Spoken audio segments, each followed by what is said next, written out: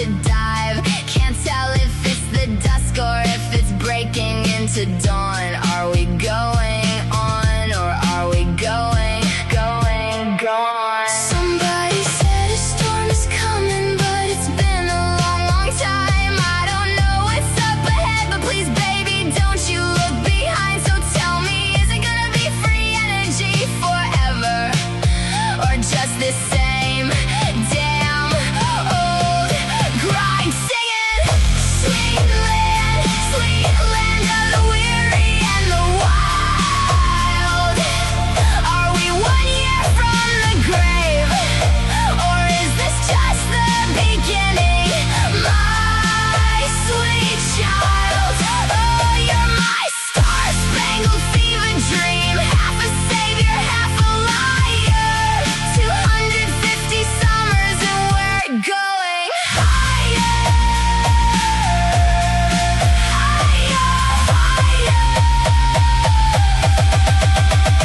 singing sweet land, going.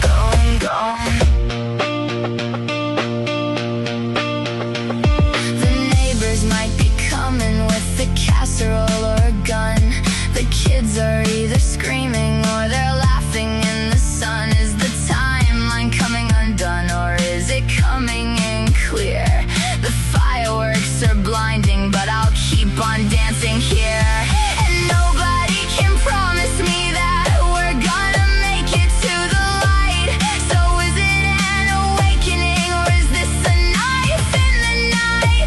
So come on, brother, sister, stand up tall, because guess what? Where we go one, we go all. If you can hear this from the other side, across this great quantum divide, don't get me wrong, now is the time to stay strong. So, with all of that, I'll say, God bless the USA!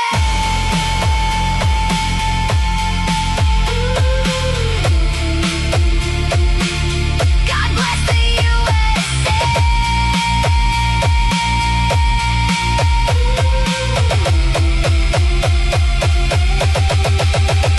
Singing sweet land, going on. 250 years and it's going on and on the edge of a forever or the edge of being gone. Is it midnight? Is it morning? Is it ruining? Is it time to rise? 250 summers gone by. So just go on and tell me those sweet lies, the kind as sweet as these July. Going on and going gone. Light up, light, higher.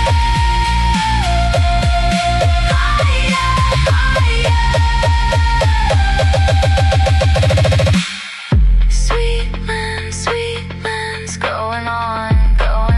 Sweet land, going gone. So please, just know that we can still rebuild. We can still make something better.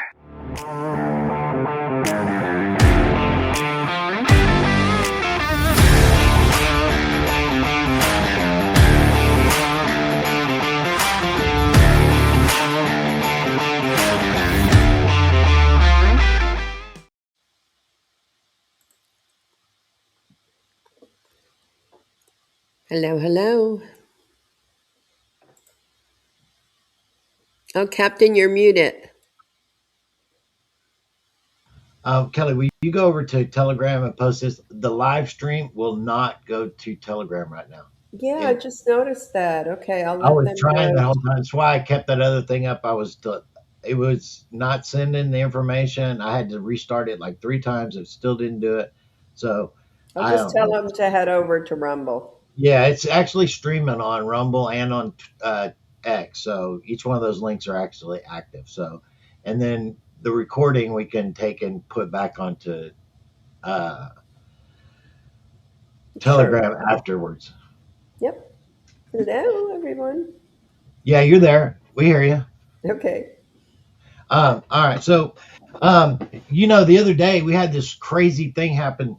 Never has happened before. So all kinds of crazy stuff is going on, right? Even in my truck today, I had my audio in my truck completely just stop working, and I rebooted my system. I mean, I can't tell you like 5 or 6, 10 times. I was messing with it for hours, and it was like I finally had to disconnect my batteries, both of them, and then leave it on disconnected for like 15 minutes, and then put it back in, and then reboot everything again, and it finally started working again. But we were on with Robert the other night, and in the middle of the show, it kicked me and him out simultaneously, stopped the recording, and then put us back into the show. That's so I've never. crazy. It's like we thought it was still recording, right? Even though we got disconnected from the stream, where is that, right? We thought it was still recording, but they shut it all down, and it was like so for an hour, a little over an hour. I think it was We an hour and a half, close to 2 hours. We so sat and it there was 30 talking. minutes long with the recording. So I was just about to talk about something that they did not want me to talk about, and basically for that next hour, it was just us talking like it wasn't even happening. It was so ridiculous. They are just oh god, I'm so frustrated with them. Anyway, well, it's been an act of Congress to get our superstar from the land down under finally on, and I feel like crap. I've got nauseous. I feel like I'm gonna throw up. But you know what? We're gonna persevere because this is not gonna beat us. I am telling you right now. And so, first thing we're going to do is we're going to pray, and then we're going to bring you in, and then from there we got a lot to talk about, and they ain't got a chance. They ain't got a chance. So from there, let's go. Dear Heavenly Father, thank you for today. Lord, I just thank you and all of the good and the bad and the ugly and everything that happens, Father. Just continue to lead us and guide us into your blessings, into your sovereignty, and into your understanding of the things that we are going through. Father, we thank you for those things that are seen and unseen that you do on our behalf every single day to bring us closer to victory in your plan that you have for humanity. And I want to thank you also for allowing us to participate in this. And Lord, I ask that you continually watch over and protect all of the individuals that are out there that are working in your behalf, like President Trump and our military and other influencers that are actually doing your will and not clickbaiting and whatever, but they're actually performing your will. Father, I just thank you for them. And I praise you that you have made a way for us to be able to communicate with individuals just like Lieutenant Colonel on the other side of the world from me. And we're talking to each other as we're sitting across the room from each other. Father, I thank you for that. And Lord, I just ask for a hedge of protection around this call, everyone that's on it, everyone that listens to it later. Father, we just ask for healing in people's families and that their hearts can all begin to come together and stop all this division that the enemy has tried to create. Father, we know that no matter what, love is the most important thing that you have for us to understand it, to love ourselves so that we can begin to love somebody else. Father, I thank you and I praise you for it in Jesus' name. Amen. Amen. Beautiful prayer tonight. Beautiful. All right. So, Lieutenant Colonel, how you doing, buddy? It's been like a forever since I've seen your beautiful face. Absolutely outstanding. It's been amazing getting us together. I couldn't believe the number of problems. I'd have them, then you'd have them, then we both have them. Man, I think you got to come to the conclusion there was a reason why they couldn't get us together, but now at this particular point in the journey, they've got us together, and I think that's because there's important stuff that's got to come out. So I'm looking forward to it. Should be a good show. Absolutely. And so, there's a lot of stuff that's going on right now. And I think that it's pretty much paving the way into the finale, which, the grand finale here is going to be something that's severe, and it's going to be overwhelming. And I want people to understand that it's not something to be fearful of, but it is going to be overwhelming. And it's like, you know, listening to, we've made several analogies to the storm and being through like a hurricane, and that basically we're in like a Cat 2 right now, where it's like, okay, it's a bad storm outside, but we don't really have to deal with it too much. You may go outside, you may get caught upside the head with something flying through the air, but none major. I mean, you can get through it. But we are coming into a 3, a 4, a 5, but then we're going to get into a 6 and 7, which don't even exist. And so it's hard to even comprehend what that reality is. And I know that you've been in some serious situations. I've been through a Cat 5 hurricane, and there's hours upon hours upon hours of relentless, nonstop wind, rain, and just you're hoping that you just see the next day, because that's how bad it is. And it just don't let up, right? And so to know that that is an analogy that we're going way past that, of something that doesn't even exist, there's only one thing that we can do, is we can pull together as a family, as a unit, and to be stable in the faith that we're going to get to the other side of this.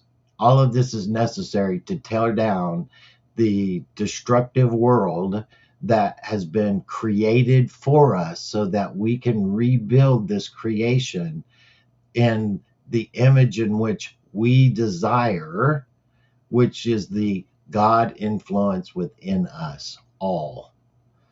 And with that, where do you see us over the next several weeks to months? Because I kind of picture us right now where, with what's going on in the Middle East, what's actually happening in Ukraine and with Russia right now, because I don't think people really realize what's actually going on in Russia that is really, really bad. Their fuel is like, their lines are miles and miles long, and they're having major financial and economic destruction within their country that the Ukraine army was not able to actually do to them. It's been through the influence of the NATO countries, the NATO influence, and the other military individuals that have been kind of inserted into that arena. And being able to hit deep into Moscow and stuff like that, they don't even have that technology or the ability to do it. People say that they launched those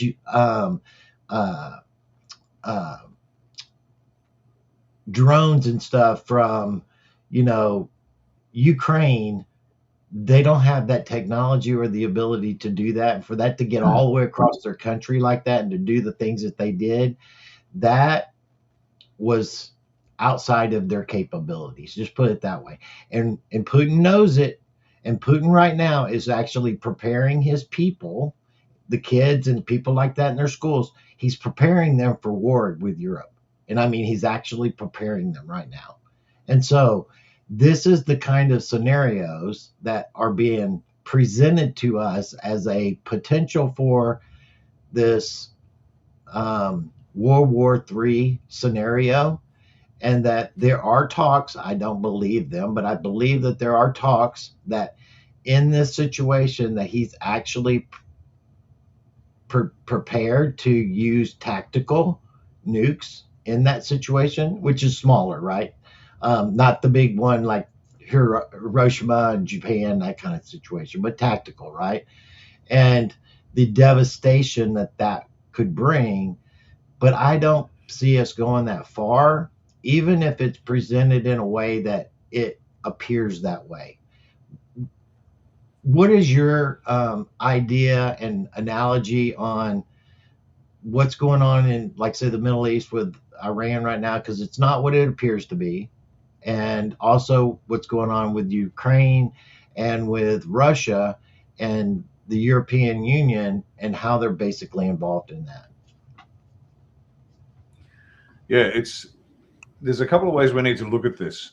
We can look at where we're headed, and what we're being shown is exactly what the black hats, what the cabal intended.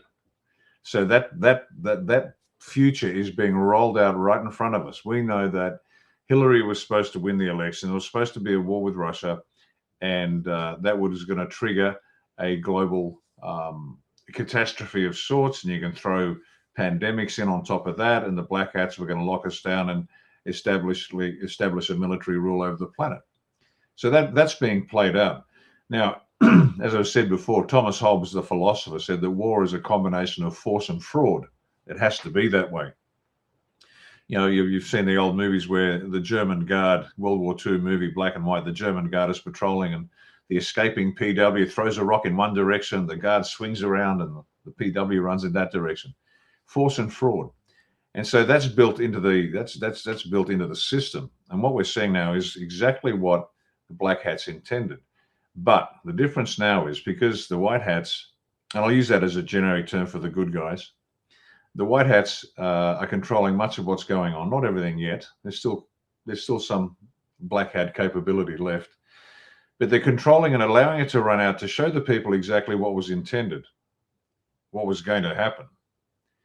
And so we're on this timeline now where we're moving forward. What the black hats planned is being revealed, but it won't actually come to fruition. But for World War III, that's been on the books for the longest possible time. The war there is not what's being portrayed. There are issues in Iran, but not to do with military capability, so to speak, but maybe things like portals, which that's why I call Iran a distraction, because there's other things going on there. And so you've got these two parallel lines, one that was intended for us and one that we're actually going down. Now, where do they meet? Where's the culminating point of these lines? We know that in order to fix the planet's woes, and this is a war for the world, it has been for the longest time, and we've said forever that military is the only way. And those of us who are across the issues and awake can see that as a reality. It's the only way to fix it. Even with the best will in the world, even if only the good people were left on the planet, we couldn't stop it, we couldn't fix it, we couldn't rebuild. We don't have the skill sets, don't have the resources, don't have the mindset. And so what's going to happen is the military has to do it. Now, where is all of this heading? Where's the destination for everything that we're seeing? We can look at the tactical level down here, we can look at the strategic level up there, but where's it heading? And where we're heading is this. For the military to be welcomed to solve the problem. In certain countries, that's not a problem. The military ranks high in the minds of the people. In other countries, it has no place in the governance of a nation. Australia, for example, you know, the soldiers are loved on Anzac Day. That's our annual, it's like your Veterans Day, I guess. But the rest of the year, nobody much cares about a general. A general in Australia has zero impact on the people of Australia. It's like, get off the screen. You have no role here. So it's a very different perspective. And yet in every country around the planet, at some point in the not too distant future, the military is going to be stepping up. The support for that action must be absolutely unequivocal. Absolutely unequivocal. Even the biggest haters have to be saying to themselves, my God, the only way out is military, is the efficiency of the military to grip it up, arrest the bad guys, lock them up, hang them, whatever's got to be done.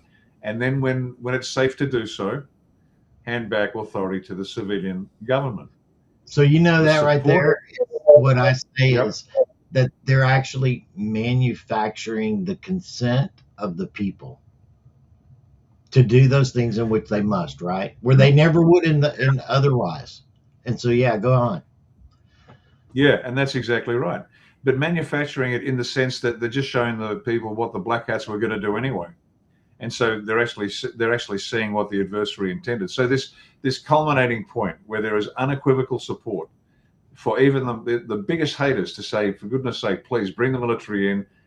They're the only ones that can save it. A small analogy is like a siege hostage situation where you've got hostages in the room. The negotiators are trying to negotiate with the terrorists, but the terrorists don't want to negotiate. They want to destroy everybody in that room. And eventually the decision is made. And the trigger that generally is, for example, they won't send the lads in to kick in the doors until there is imminent threat to life of the hostages. They'll negotiate for days, weeks if they need to, because it's the last resort. That final application of lethal force is the last resort because there's no peaceful resolution to the siege hostage situation. And that's analogous to where we are in the world. We're in a siege hostage situation. We've already had hundreds of millions injured and killed through COVID injections, the bioweapon.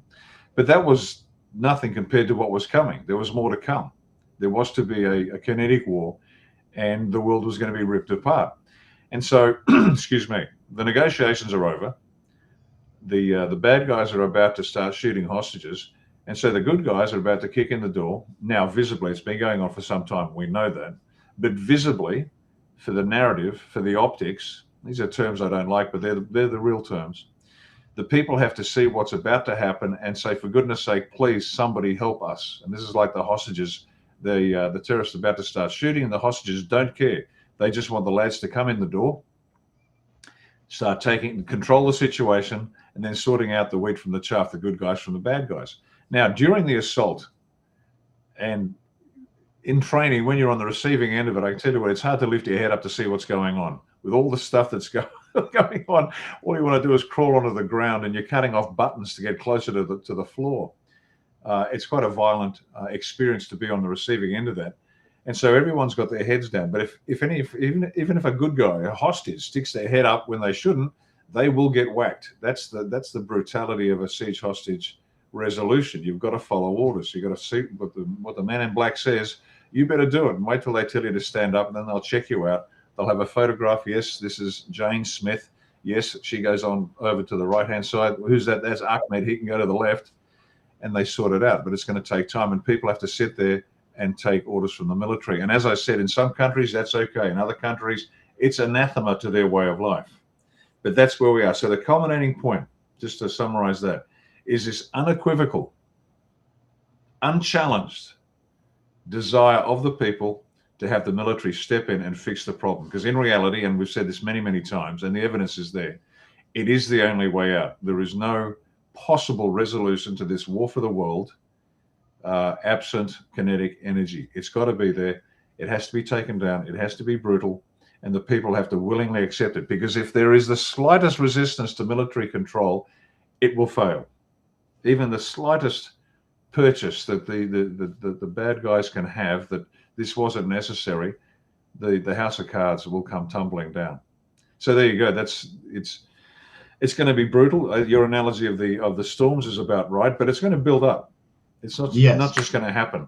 It's going to build up progressively. It'll get worse and worse. And just when you think it couldn't get any worse, that's why they're using, I think, category 6, 7, 8, 9, 10, because no one's ever seen this before. Because the bad guys, as they've been controlling the morale of the planet, what they do is they'll get you to a peak, and then when they've got the people cranky enough, the bad guys can achieve what they want economically, militarily, politically, and then they release, and then they build it up and they release. This is going hyperbolic. It'll go straight up, and that's when the people say, please make it happen, and the military will make it happen. So, in that same stance, it's kind of like where the people just have to get to that point where it's going to get so bad, it's going to get so difficult to just see a resolution in. And even in what they believe to be true, with the potential of World War III, actual, right? I don't think it's going to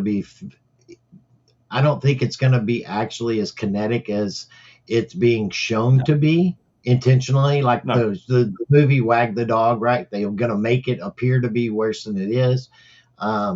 but you're going to have some actual boom boom here and there, right, to actually go along with what it appears to be. And in that, you've got the COVID, you've got the Obamas, you got all of the treason, you have the Epstein files that have not been actually released and unredacted. Why? Because that's going to take down actual countries all around the world. And all of these things are going to be like one thing after another thing after another. It's just going to continue to just pile on top. And then I think at that point, it's going to get to the point where it's going to be like, what's going to happen with the, Russia and everything else, that it's going to feel like the potential death of a civilization. We're on the precipice, right? And at that point, that's whenever I feel that the military is going to completely step in, and they're going to step in prior to the end, because that's what it's going to, but it's going to be fast, severe, and actually very kinetic, right? In that point. And I believe that it's going to be here in the United States, because I think that what's going to happen, and it's going to happen down the road in other countries that are going to fall in that line, right? That's going to be after what actually happens here. So it'll be months, but it'll happen here first. And the rioting, the unrest from the Antifa crowds and those, the useful idiots that are going to be a part of all this. And when they actually declare martial law, which we're already under martial law right now, it's just a limited martial law, meaning that it is operating behind the scenes. That's why we're in continuity of government. If you go by the law of war manual and everything else that's happened, when they actually do step in and it's declared publicly, then if they give you a curfew, follow it. If they tell you not to do something, do it. It's going to get to a point where, I said this the other day, is that we're going to go back to a small lockdown period. And during that lockdown period, I believe that we're going to have the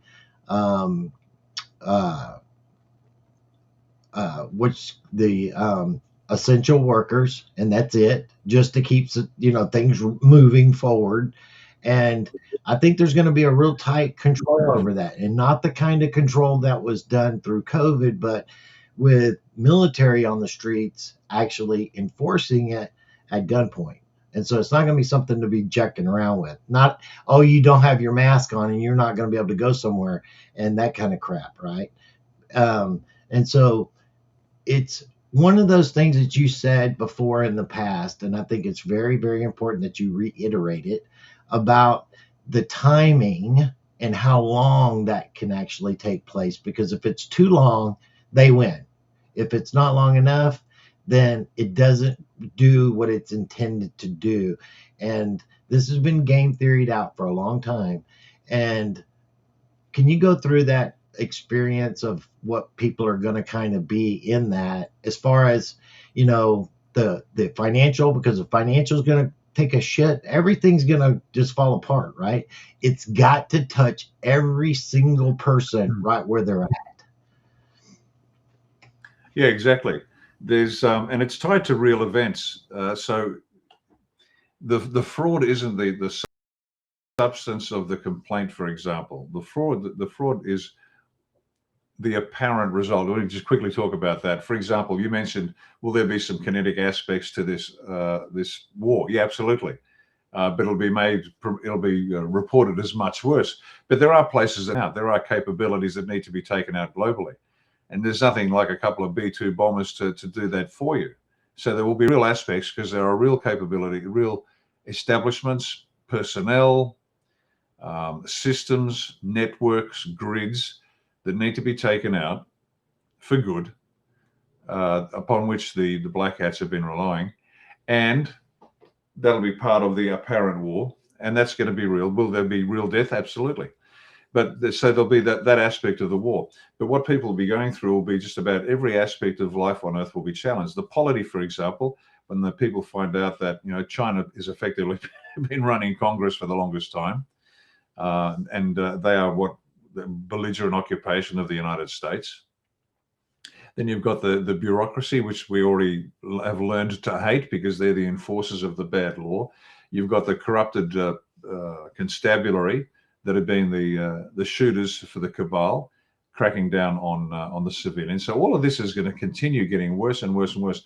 And then emotionally, like that's the physical side of it all. But then you're going to get people, you've got them physically worried, then they're going to get emotionally hit. And you can imagine a major event that genuinely, at this stage, would only motivate maybe half the population.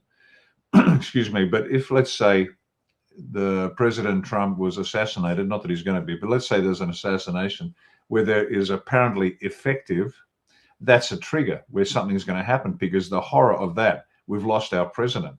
That's going to move people. We know about the financial collapse where people go to their bank accounts and find they're zeroed out. There's nothing there.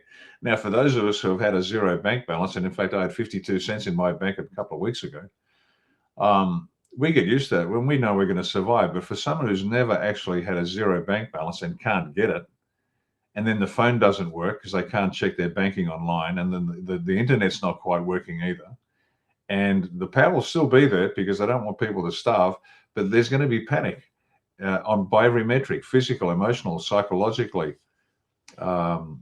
emotionally, spiritually, mad panic. And it's going to terrify people. That's where they're going to be. So a lot of it will be manufactured. A lot will be real, but it won't be as bad as you think. But we'll get to that point. It's going to be a tough gig. But here's the thing: we know that we're going to get through it. Those of us who've been through tough times, and believe it or not, ladies and gentlemen, most of you have been through tough times. You just don't know it. When you get through it, you realize there is light at the end of the tunnel. You know, the darkest night always ends with a dawn. And as Churchill said, when you're going through hell, keep going. You don't want to stay there, just keep moving forward. And so we will get through it. And that's what people have to remember while we're going through this horrific scenario, which will rattle everyone to their core. And it doesn't matter how strong you think you are, there'll be something in the reveals, in the revelations, that will rattle you and think, wow, I had no clue. Now, for some people, that's their favorite movie star or sports star that is corrupted child rapist, for example. And then you've got people with other concerns, but everyone will get rattled. Everyone will be shaken to the core, because every one of us has to move into this new world willingly.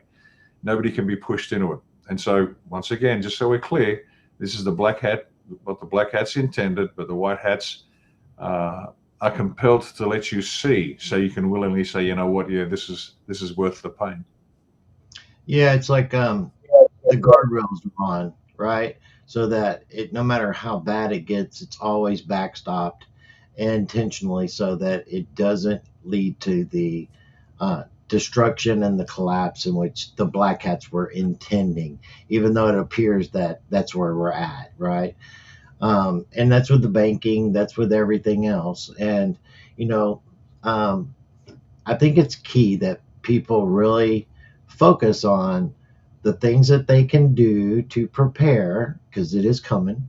It's at our doorstep. It's not like it's 2 years down the road. It is here. And they have been preparing us with the things that have been being said, seeing the broadcast, because we're going to get an EBS. It's coming, EAS, whatever you want to call it at, right?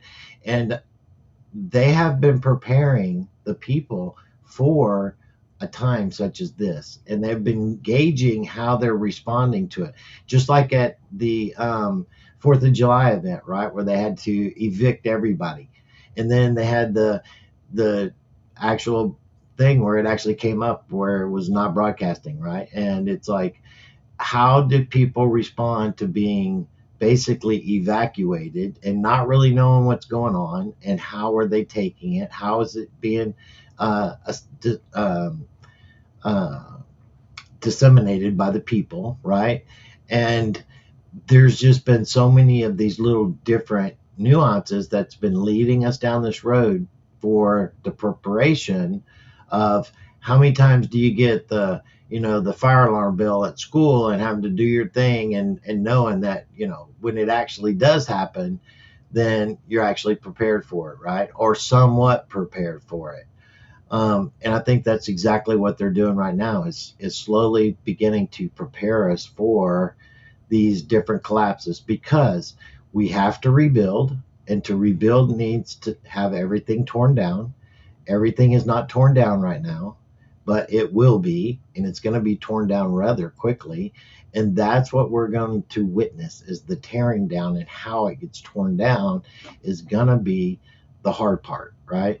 And so you have a presentation that you put together, and I think that would lead into exactly what we're talking about right now, in our awareness, our consciousness, our bringing ourselves together in our family, and making that structure as strong as we possibly can right now, so that when we do actually have the rug pulled out from under us, we can kind of group together as a family unit, because that's who you're going to have to really put your shoulder into. Because I don't believe we're going, maybe at first we'll still be able to do these things, but there's going to come a point where we're not going to have the internet. We're not going to have the ability to do what we're doing now to encourage you guys.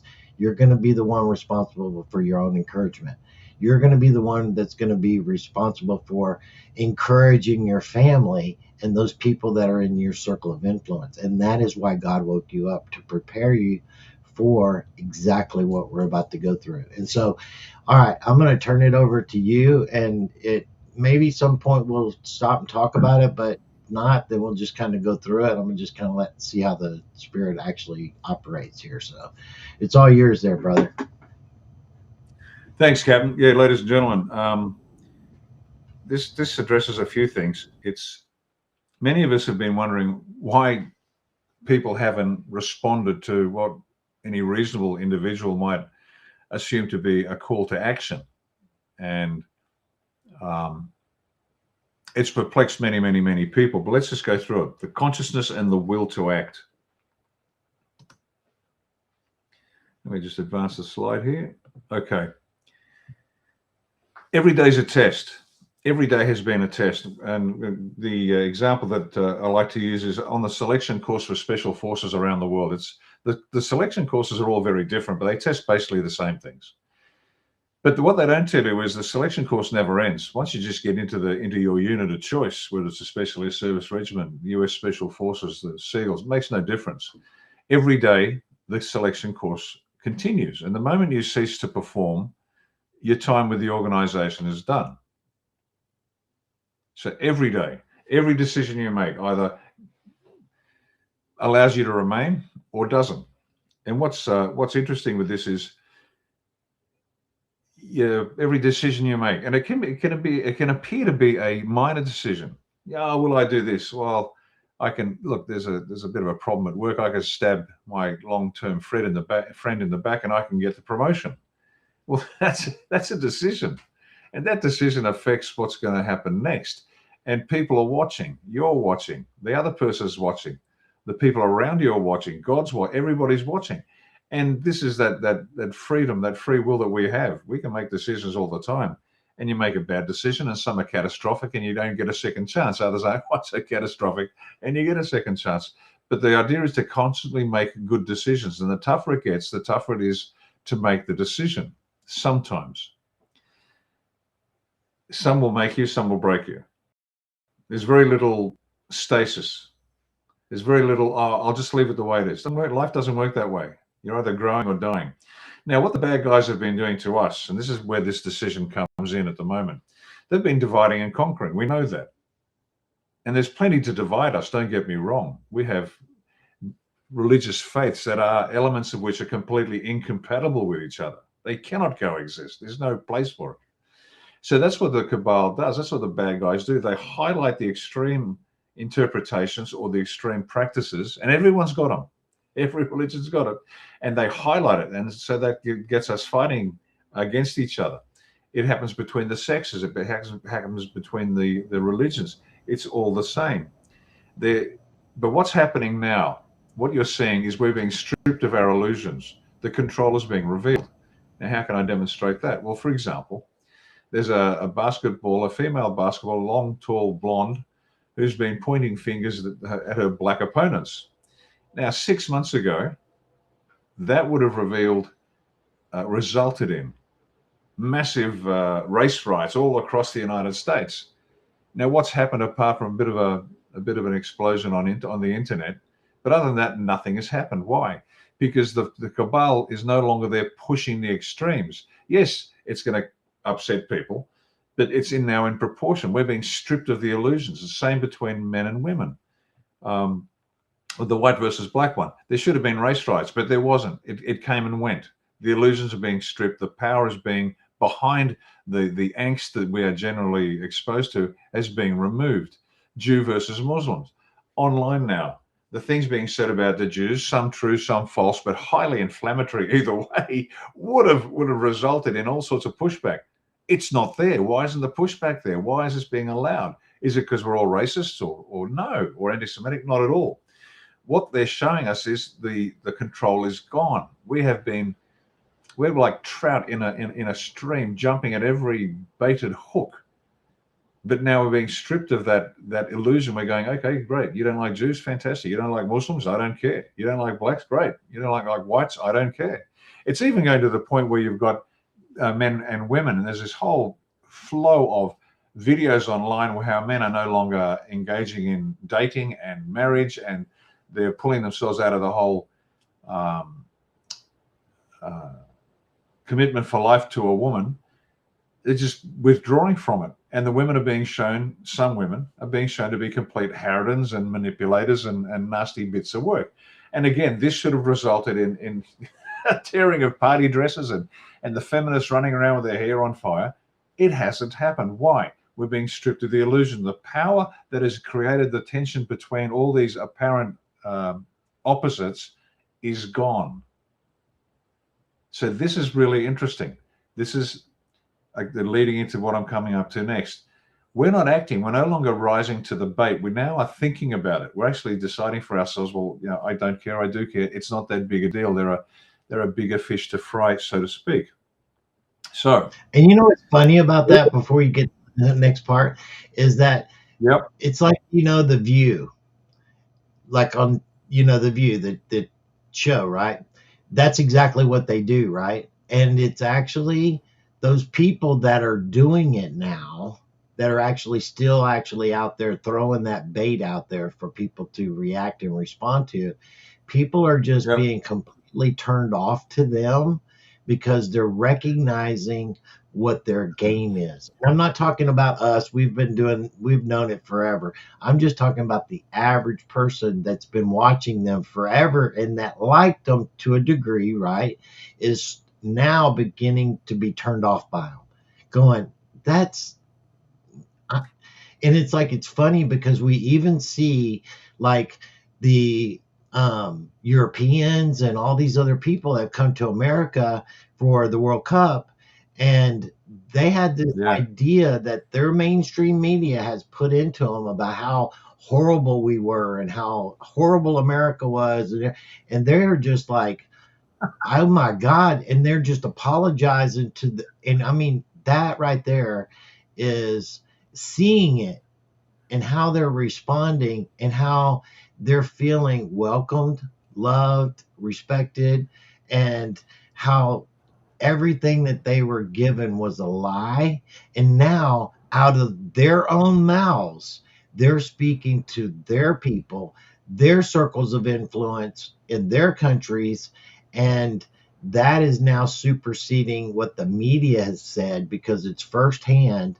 And it's kind of like us calling, the fake media and all that. And it's like, we've got the pushback for a long time. And now they're challenging it in their own countries by their own mouths. And it's exposing them, right? And this is what's incredibly awesome right now, to see that exposure coming from the individuals, and they're not taking the bait anymore. That's what's awesome. Yeah, it is. Right. It's America's biggest sleepover. You've got the who was it? The Scots invaded Boston, drank the town dry. Oh yeah, it was incredible, And wasn't it? it was just brilliant to watch. And all of a sudden you got sort of 15, 16-year-old Bostonian boys wearing kilts saying, I love being Scottish. And the Scots, what was the worst thing they did? They put traffic cones on the heads of the statues around town. So it was just a bit of hijinks and a bit of fun, and you know, no destruction, no ripping apart. It's as if by stripping us of our illusions, by the removal of the forces that have been goading us into conflict, all of a sudden we're becoming human again. And the natural human propensity for cooperation and love is coming to the fore instead of having this other stuff. And you've got the Norwegians with their Viking rowing. It's just extraordinary. Somebody used the analogy, it was a very good one. It's like the cousins can finally play together just because their parents don't get along, and the parents have been telling the kids, well, don't play with your cousins, they're terrible people. Well, the parents are out of the house, the cousins get together, and they're having a great time realizing they have a lot in common, and they actually like each other. And so that was a magnificent set of taking on the World Cup at this point in history. Not an accident, by the way. It was a brilliant psyop showing people what people are really like. And we're not hateful. We're not a cancer on the planet. Our default setting isn't to destroy something because I got too much sauce on my burger or not enough sauce on my burger, so I don't have to rip the restaurant apart. All that nonsense that gets boosted by the cabal on social media, and it poisons heads. It really does. It's not real. It's gone. So our illusions, our distractions are being stripped from us. Now, what this reveals is the opportunity to elevate our consciousness, to regain an elevated level of consciousness, which has been intentionally lowered by these people. But anyway, let's listen to Dr. Jordan Peterson and what he says about consciousness and the will to act. We lack infinite knowledge, and there are many things about the structure of being that we don't understand. The main one being consciousness. We can't account for it at all, and we can't account for the role it appears to play in the transformation of potential into actuality. Transformation of potential into actuality. That's where the will to act comes in. And I read that and I thought to myself, well, I wrote about this, so let's have a look at it. And this is an excerpt from my book, Chapter 2, The Second Pillar, Your Capability, pages 125 to 128. Now, this isn't an ad for the book, but please read it. Go to the library. If you don't want to buy it, that's absolutely fine. But please go to the library and read it, because it's actually pretty helpful. It's in its 5th print. And publishers don't print a book. What's that? I said it's actually a really good book. There you go. It's actually pretty handy sort of a book, and publishers don't print a book 5 times for the love of it. That's because people are sitting right here, as you can see. It was right beside me. It's right here. There you go. So let me, and this was written back in 2019, I think. But let's just go through it, because this is where we're going now, and this is where people have to realize they have a chance to make better decisions. Now, for many of us, we've wondered why people haven't acted. Why don't they act? This is ridiculous. For me, it's clear. I don't know what to do, but I've got to do something. So let's go through it. And this is a quote straight out of the book. The strength of your ability to transform your potential into actuality, or your will to act, is dependent upon, in large measure, upon your level of consciousness. The higher the level, the stronger it is. The practical upshot of this observation is that if you raise your consciousness, achieve more and become more. But can you really raise your level of consciousness? And if so, how? Well, the answer is yes. You can raise your consciousness and therefore your will to act. You can raise your consciousness and therefore your will to act. The stronger your will is to act is, the greater your ability will be to overcome obstacles, face threats, and to prevail.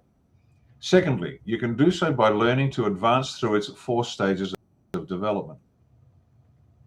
As you ascend each level, you will find more power to continue moving forward in the face of increasing difficulty and danger. The stronger your will to act is, the greater your ability will be to overcome obstacles, to face threats, and to prevail. Now, that's what we're about to go through, ladies and gentlemen, globally. Obstacles and threats, and we have to move through those and prevail.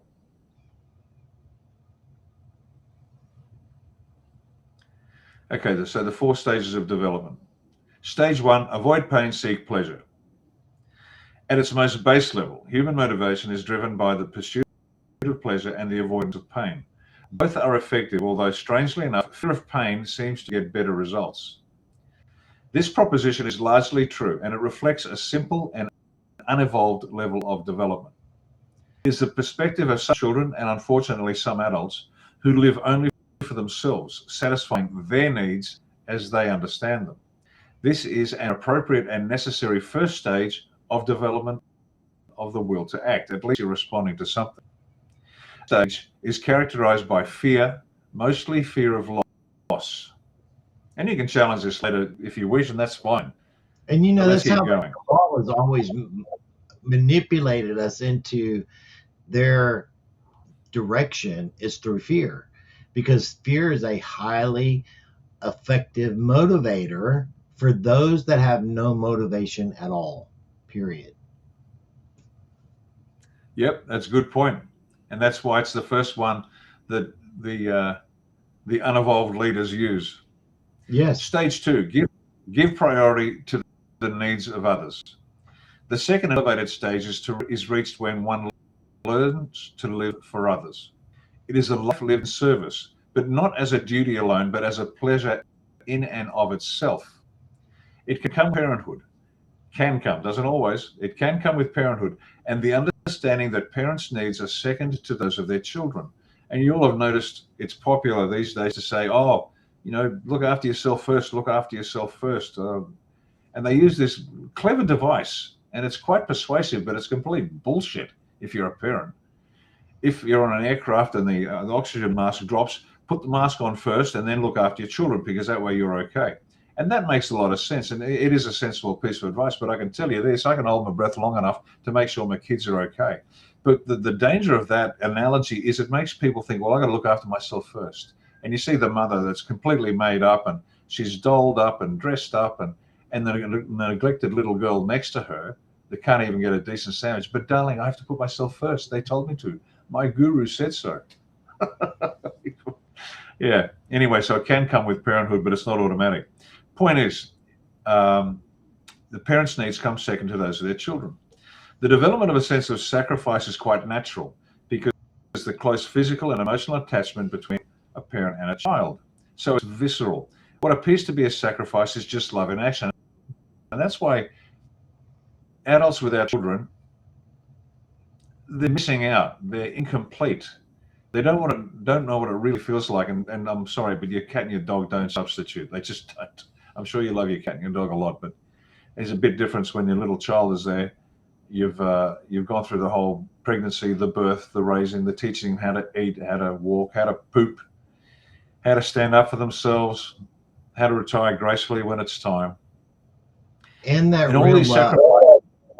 Yeah.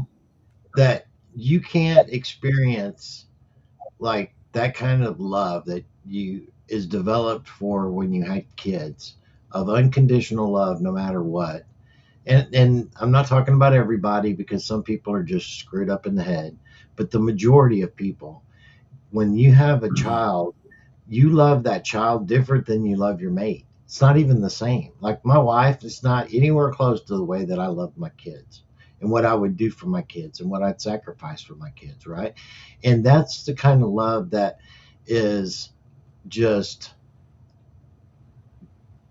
that's the only way you get it, is to have kids, because you can't get it from a relationship with another person.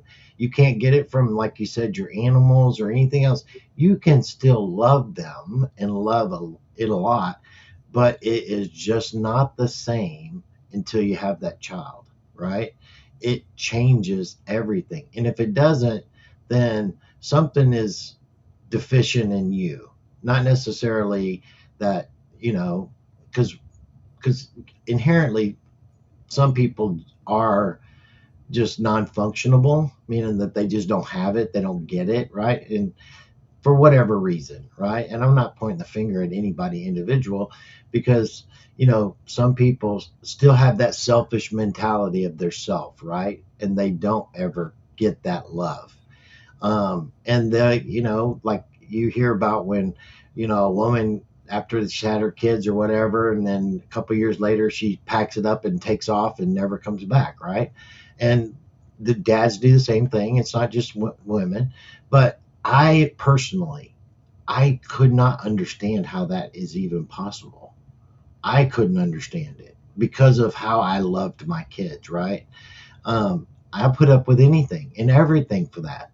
And so that's that kind of love is the kind of love that God loves us with, but to a degree that you can't even relate to. And when Corinthians says that love is the most important thing, not prophesying, not healing people, not speaking in tongues, none of that matters if it's not done in love. And what kind of love? That love that puts everything else above yourself. And when it says love your neighbor, the one that you don't get along with, because that person is really the image of God. And to hate or to dislike that person is to dislike yourself. And that's what people can't understand. And so I think this has been put together really well. So continue on. Yeah, let me just add another story. There's another version. There's another version of this in the certainly in the army.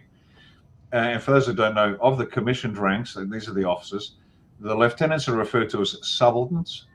Then above the lieutenants, you've got captains, and then above that, you've got majors. They're the three most junior officer ranks. And there's an old saying in the battalions, in the infantry at least, anyway, in reference to marriage. Subalterns shouldn't, captains can, majors must. So subalterns shouldn't, captains can, majors must. And when I first heard that as a young lieutenant, I'm thinking, where the hell did that come from? But over the years, you realize there's a maturation process that comes with marriage and children. And when you're a young thruster, the cost of the collateral damage doesn't matter to a 21-year-old who's leading a platoon in combat. But when you start at the major level, you're now commanding a company of about 100 with all the attachments, and you can't have that same perspective. You've got to have a broader perspective, a more mature view of warfighting, where a step back and to the left and then come around a flank might be a little smarter than going up the guts with bags of smoke, so to speak. So you want that hard charging young lieutenant, but you want them measured by their senior officers who are now married, children, and have that maturation process has occurred and their perspective is different. And so that's this, what appears to be a sacrifice is just love in action. And that applies to everything. But anyway, moving on. That's stage 2. Go on, Captain. No, go ahead. I'm good. Yep. Okay. Stage 3. Commit your existence to pivotal ideals. The third stage of development of the will is to act when one learns to live for an ideal. Now, this is different than living for others in that it is a step away from the physical. While we can all relate to others in a visceral sense, living for an abstract concept, such as, say, freedom of speech, can be difficult, if not impossible, for many because it is apart from their experience. It's a vague and woolly idea. How can you die for an idea? That doesn't make sense to some people. Dying for your children, yes, I get that, but something as inconsequential as a vague concept. But real faith is required to achieve this third stage of development of will to act, real faith. It is the quality of faith that characterizes a life at this level. So we have now stepped away from that physical, human, animal connection, and there's more to it than that, I get it. But now it's a concept, it's an idea. And it's faith in that idea that allows you to say, you know what, they're threatening my kids, I'll act. They're threatening my freedom of speech. Oh, well, I'll let somebody else worry about that. No, that's not how civilizations are grown. That's not how consciousness is elevated. When your freedom of speech is threatened, this is a call to action. And yet this is where people have been dropping the ball. It's not entirely their fault, and we've covered that. The demoralization process, the poisoning, the brainwashing, the MK Ultra, the lot of it. It's not entirely their fault, but it's certainly their responsibility. So to live in a world of faith where you believe, it is important to sacrifice all, it's another act of love, for an ideal. Stage 4, recalibrate your life's allegiance. When you get here, folks, and many of us are here, I don't know about you, but I look back and think, how could I ever have been anywhere else? It's great. The fourth and final stage of the development of the will to act is reached when one learns to live for God. And this isn't a throwaway line. This is very real. Very real. People say, do you pray? My life is a prayer. It's not a very good prayer, but it's a prayer. And when my family and I say grace before dinner each night, we finish off, help us to do your will, your way, every day in the name of Jesus Christ. He wrote the plan. He's got the book. We're here doing our best to stay out of his way and to make better decisions every day. So when you literally learn to live for God, it's a different place. If you tap into the wellspring of creation, of all that is seen and unseen, you cannot but draw from it that which is necessary to keep moving forward, to achieve that for which you were created. This is a place beyond mere faith.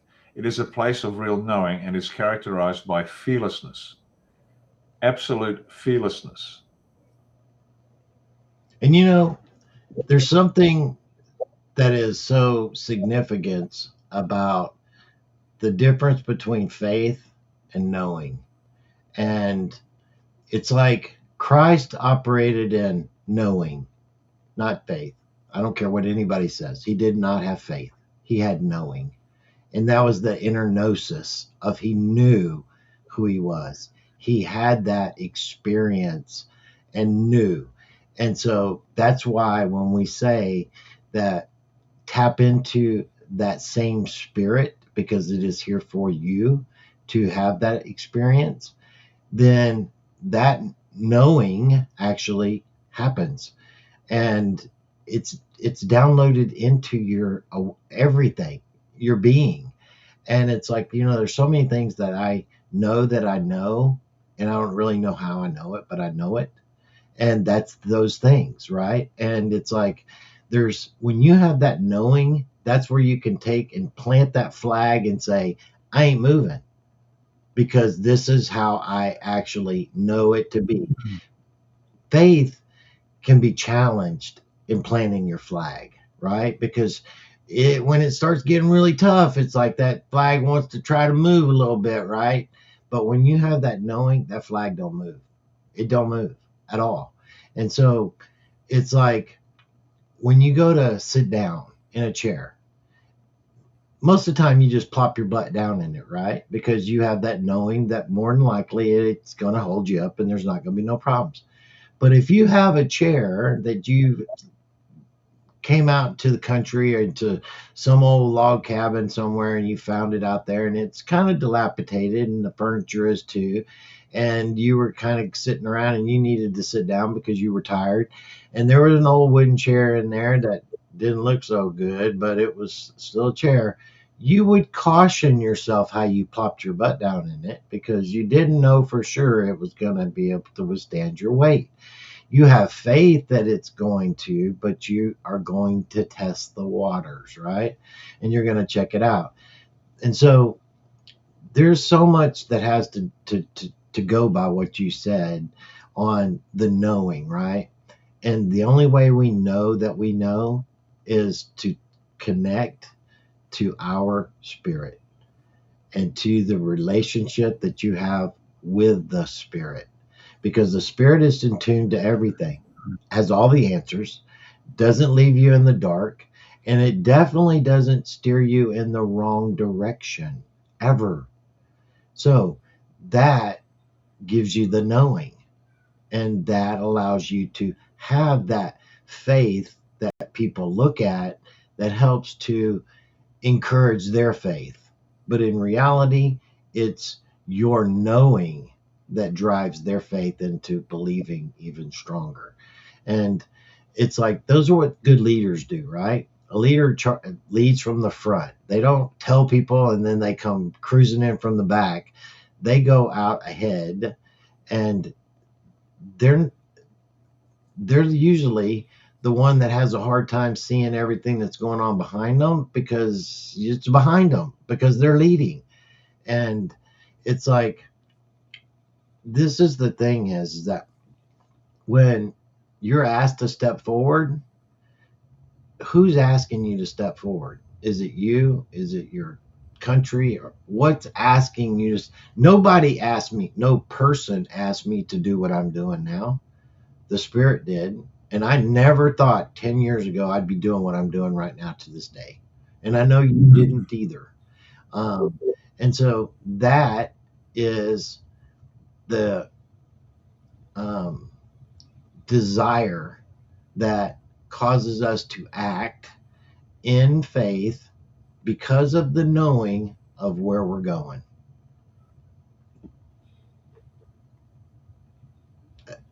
Yep. No, that's that's really, you've made a brilliant point there. Particularly when you said Christ knew. Yes. He knew. He didn't have faith. He knew. And what he also knew was, he didn't only know who he was, he knew who we were. Yes. And that's what he was extolling us to do. He knew who we were, and he's saying, all these things and more you will do. He was trying to tell us, know this. Plug into the big fella. His lines are open. And you know what's funny is Call he him. still separated himself from everyone else in the noise of this world continuously. He still separated himself from the noise of this world to keep himself plugged in to that Spirit, right? Knowing who he was, but he also knew that that was how important it was to get outside of the noise.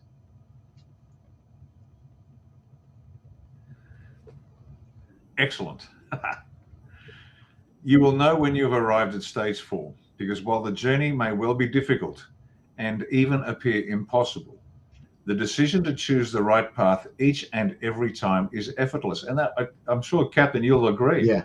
The decision to choose the right path is it doesn't take effort. I mean, it might be a struggle once you're there, because that's the nature of the challenge. But the decision to act, the will to act, is instantaneous. And you know that when you are making those decisions or whatever, that you know it's the hard choice, right? But internally, yeah, the struggle isn't with making the choice, it's knowing what you're going to have to deal with, right? That's the struggle. But the choice becomes easy because it's almost like it's got a big old flashing neon sign over it going, this is the right way. But man, is it going to be freaking hard. That's the kind of thing, you know, it's like, you know, it's going to be hard. And it's like, man, it's okay. I know it's not what I'm going to want, but here we go. Yeah. In special ops, the anybody ever takes the soft option, they don't get well regarded. Let's put it that way. The soft option is never the way to go. No. Anyway, summary. Where are we? When you live for yourself, you live in fear. When you live for others, you live with courage. When you live for an ideal, you live in faith. But when you live for God, you are fearless. And there you go, folks. It's in your hands. The will to act, the will to do something. And this is key, because we are where we are because not enough of us acted when we should have. Now, at times we didn't know we needed to act, but bit by bit by bit, it was being rolled out in front of us to the point where parents are cutting off their sons' penises and their daughters' breasts and saying it's all good. The will to act. We should have stood up against it greater. Full-term abortion, post-birth abortions. We should have acted earlier. We should have stopped, but we didn't. Our consciousness was too low. It was degraded. But now we know the path. You know what you've got to do. And this is what we must do. Having failed the first test, because we're here where we are, whatever happens after this will to act, this higher level of consciousness is mandatory. Otherwise, it'll happen all over again. And we will not let that happen. This is our path into spiritual maturity. Because like you said, we failed miserably. You don't know what you don't know. And because of that, that was all intentional. That doesn't make it an excuse, because there's still accountability, and that's what we're having to deal with now is the uh, uh, accountability that comes specifically from the consequences of us not acting. Everything was almost taken away from us all. And that's where we're at today. And this is bringing us into a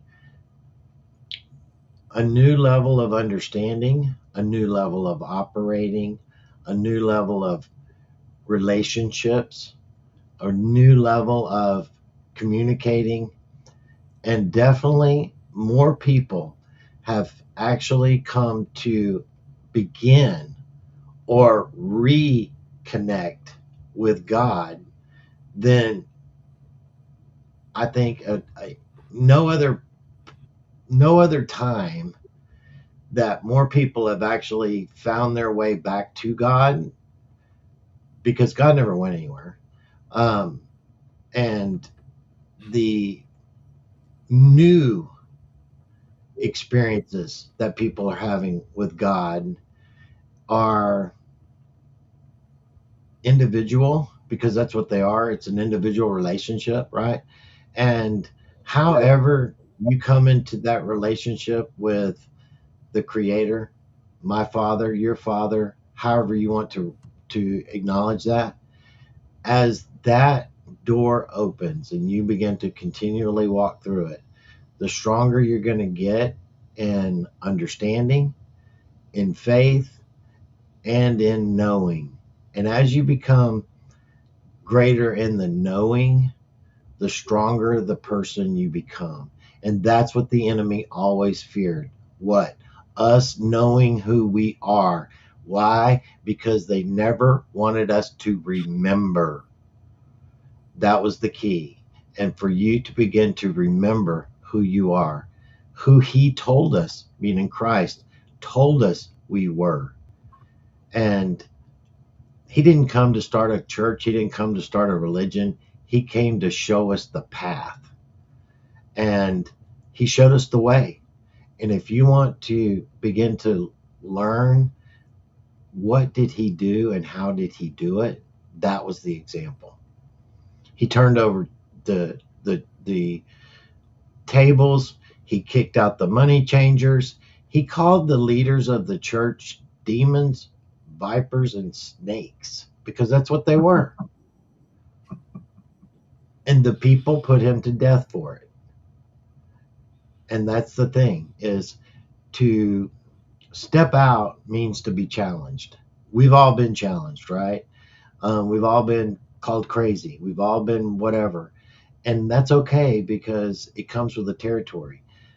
But that time is passing, because right now we're in a point where that is being revealed, which was hidden, is now coming to light. And that's going to be hard for people, because that's when it's going to challenge you on your beliefs, who you think you are, and where you think you fit into everything that's going on and being presented around you. But I tell you, if you quiet yourself and get out of the noise, the Spirit will show up and it will be revealed to you. That is the thing. Like I said before, Christ himself did it countless times, separating himself from the noise of the people and of the circumstances too, in the environment he was in. And so don't get caught up in what's going on in the world, because that's the distraction intentionally to keep you separated. If you have to, like, I get up and I get in my truck and I leave, and I have cops pull up and talk to me because I'm sitting in a place by myself for hours, right? And they'll come up and say, "What are you doing?" And I'm like, "I'm in my sanctuary. This is my place of peace. It's inside this truck, and there's nobody else in here with me. And they're like, that's cool. I said, I go home. I don't know what I'm going to get at the house. So I know what I'm going to get right here. And this is why I'm here. And they're always very um, receiving of how I present that to them, right? Because they can grasp it. And it's like at home, a lot of times chaos. Wherever you may be, there can be chaos. Find your place that you can get separated and get quiet. And not for a minute, even if all you got is a minute, that's good. But carve out time specifically so you can separate yourself from the noise. That's really important, especially the further we get closer to the chaos, it's going to be harder and harder to get out of the noise. And so I think that's a great place to end. That was a wonderful presentation. And I think it really sums up exactly It to a really T. was wonderful. Thank you, Lieutenant Colonel. People enjoyed watching and listening to it. Um, may I ask you guys one question before we close out? We've got President Trump coming on Thursday night to talk about the elections, Right? and certain people are going to be there with him. Um, do you think this is kind of the start of the actual chaos? Because now there was just a death threat on Junior tonight. So, yeah, I think we've already started the chaos. Um, I think there was very significant having Lindsey Graham all of a sudden get pulled off the board the way he has. Mitch Mm-hmm. McConnell is off the board, whether people realize it or not. That story that they just gave us that he's okay and in the hospital with that's all bullshit. That ain't real. Okay. Um, so it's already begun, and it's only going to escalate. What say you? Yeah, absolutely. It's that analogy or that expression, clearing the board. It's a very good one because the pieces. It's like a chess game. They're no longer playing. It's done. They're clearing the tables. They're clearing the decks, to use a naval term, for what's going to happen next. And the fact that DJT is making a statement about the election, and it surprises me still how people think, oh, Trump's a bad loser. He doesn't accept a fair result. 2020, he won't let go. That's pivotal. That is such a pivotal event, not only internally to the US, which is obvious because you've had the presidency stolen from you, but internationally, the number of countries involved in that. Foreign interference. Yeah, absolutely. Australia being one of them. I'm looking forward to a few people in Australia board who were directly involved in that process. One of them being our former longest-serving foreign minister, Alexander Downer. He's up to his neck in this stuff, and so a bunch of others, to the point where when it was announced that he has something to do with it years back, the government of the time said, "Oh no, he was a rogue element. He was acting independently." No, he wasn't. And so I'm very keen to watch the 2020 election fraud come front and center to mainstream media and watch more pieces be smashed off the board, not taken quietly. It's going to be fun. Absolutely. And yeah, it's only just begun, truly just begun. And it's going to begin to operate in the plain view of the people and how the mainstream media presents it to the public is going to cause them to expose themselves and eventually have to fall on their sword. It's always been the case. Kelly, you got anything else? No, I'm just really excited to finally hear this come out to the public, Yeah. and what all the press is going to do to try to stop it. I don't So, believe there's any stopping it, but so, it's going to be entertaining to watch them try. so it's funny that, you know, um, the No Name and um, uh, Graham. what's that? No, Graham. yeah, Lindsay was responsible in the coup back in 14 in Ukraine, and also that they were key elements. We got them on video speaking about that they were going to be taken care of and all that, expected Hillary to win Mm-hmm. and so on and so forth, right? And their criminal organization that they had established inside of Ukraine in 2014, 15, 16, so on and so forth. And then Lindsey Graham coming back from Ukraine from another day of being there over this past weekend. And as soon as he gets back, sudden death syndrome and has a heart attack where, you know, I think this is all very key on being able to control these outcomes that are being presented to us and that are about to escalate severely. Because without certain elements being taken off the board, those guardrails aren't necessarily as firm as they should be.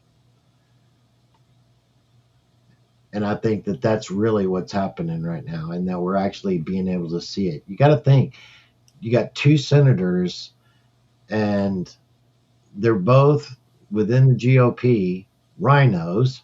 They're both basically, war hawks, and that is completely opposite of where we're really going. And then all of a sudden, within 2 weeks, both of them are simultaneously kind of taken off the board. And how many will get knocked off once they find or prove that there was interference, which went straight down the board, right, on those votes? Well, So, like, for instance, Georgia with Warnock. yes. Yeah. Well, you got also that what happened with, the Supreme Court case Yes. back in 2020. It's already gone through. It's been done in closed docket and hasn't been revealed. And what did Mr. WikiLeaks say that when it finally gets released, was it 95% of Congress is going to be gone? Yeah. And so this is where we're at, and this is where we're headed. And we are going to come into a national emergency. We are going to have declared martial law. I wonder if this is what kicks it off, though. It may be because in that exposure of the coup will be major arrests, major unrest, and with potential rioting that the no kings kind of expression Mm-hmm. from the mainstream media try to push that narrative, right? And allow the useful idiots to be useful idiots. Yeah, they'll set all their dogs off their leash. I think it's where it's headed. And so as that manifests here and that exposure here and the craziness, I think that that's going to eventually go everywhere else as that continues to get taken down and exposed. Because, like I said, there's so much that was held back intentionally of the Epstein files that brings down most of the countries around the world, their leadership. And when that comes out, oh hell, it's going to be crazy. So, last word. I'd just like to say what you said about finding quiet time. You mentioned it a couple of times. Christ did it, you did it, and so did I. It is for this next 6 months, ladies and gentlemen. It's absolutely critical. You said that you'd sit in your truck for a few hours and the cops would come past to check you out. Coincidentally, I used to do the same when I was in the SAS. We're at Swanbourne. The SAS is on a beach called Swanbourne on the West Australian coast. So the sun sets over the ocean there. And I'd get in my four-wheel drive down into the sand dunes and sit on top of the roof with a bottle of soft drink and watch the sunset and just be silent, just be by myself. And the second in command actually came jogging past, and he looked up at me, and he thought he was supposed to be seeing a hard charging young captain, sort of, doing push-ups and whatever. And I'm sitting there meditating and contemplating and just having a quiet moment. And what that led to, and this is why it's so key and it's critical, what that led to was the opening up of spiritual experiences at a level that I never had before. I mean, life transforming experiences. So what the captain said, folks, is absolutely critical. Over the next 2, 3, 4, 5, 6 months, find that time to be by yourself, contemplate, think, meditate, whatever it is. Empty your mind, do what you want, but just get away from the noise and listen for the voice of God, because He's there. He's talking to us all day, every day. And if you do that, you'll get through this a whole lot better. And if you can get through this a whole lot better, so will your family and friends. That's it. Thanks for the opportunity, Captain. I'm glad we finally got together after I don't know how long Been it's a long been. time. Yeah, and it was a really great show. And even with how I was feeling beforehand, sick, Thank you, nauseous, Captain, for powering on. You're such a champ. and here we are, been almost 2 hours. So God is great, and so are you guys. And I appreciate everything that you're doing, Kelly, as well. And remember, God is in control, and so are you, whether you realize it or not. Believe in yourself. Believe in God, not what you see, but what you know. That's important. I love you guys. Good Love night. y'all. Good night.